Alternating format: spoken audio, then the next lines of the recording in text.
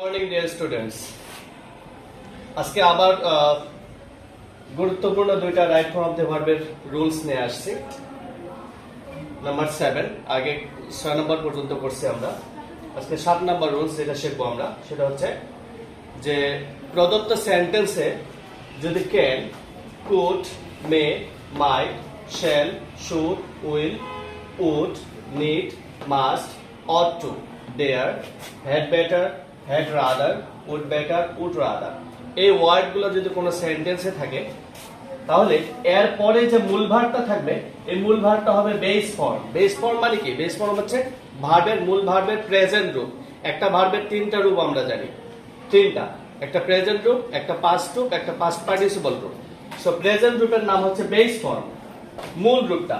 যেমন দেখো, you should follow the rules of health. এখানে দেখো এই শুড ভার্বটা কিন্তু এখানে আছে, তাহলে শুডের পরে যে মূল ভার্বটা আছে এই ভার্বটার কোনো পরিবর্তন হবে না। তাহলে ইউ শুড ফলো যা আছে তাই থাকবে, কোনো পরিবর্তন হবে না। শুধু নিচে একটা আন্ডারলাইন করে দেবো আমরা, দ্য রুলস অফ হেলথ। প্রত্যেকটা ভার্বের ক্ষেত্রে একই, এদের পরে যদি কোনো মূল ভার্ব থাকে এই মূল ভার্বটার কোনো পরিবর্তন হবে না।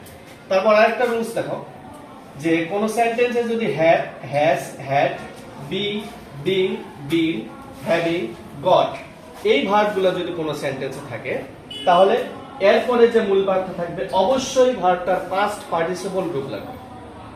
পাস্ট পার্টিসিপল আমি একটু আগে বলছি, ভার্বের তিনটা রূপ, একটা প্রেজেন্ট রূপ, একটা পাস্ট রূপ, একটা হচ্ছে পাস্ট পার্টিসিপল রূপ।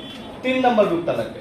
দেখো এখানে বিং কিন্তু অলরেডি দেওয়া আছে, তাহলে এরপরে যে ভার্বটা আছে লার্ন, এই লার্নটার পাস্ট পার্টিসিপল করব আমরা। যেমন ইংলিশ ইজ বিং, লার্নের পাস্ট পার্টিসিপল আমরা জানি, লার্নের পাস্ট পার্টিসিপল হচ্ছে লার্নড, LEARNT, লার্নড। তারপর বায়াস। তাহলে আমরা কি জানলাম? এই সমস্ত ওয়ার্ডগুলো যদি কোনো সেন্টেন্সে থাকে তাহলে এদের পরে যে মূল ভার্বটা থাকবে এটা হবে বেস ফর্ম, ভার্বের প্রেজেন্ট রূপ।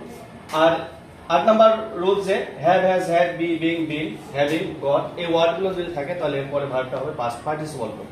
যেমন বিং এর পরে লার্নের পাস্ট পার্টিসিপল লার্ন দিছি আমরা। আশা করি সকল বুঝতে পারছি। ধন্যবাদ সবাইকে।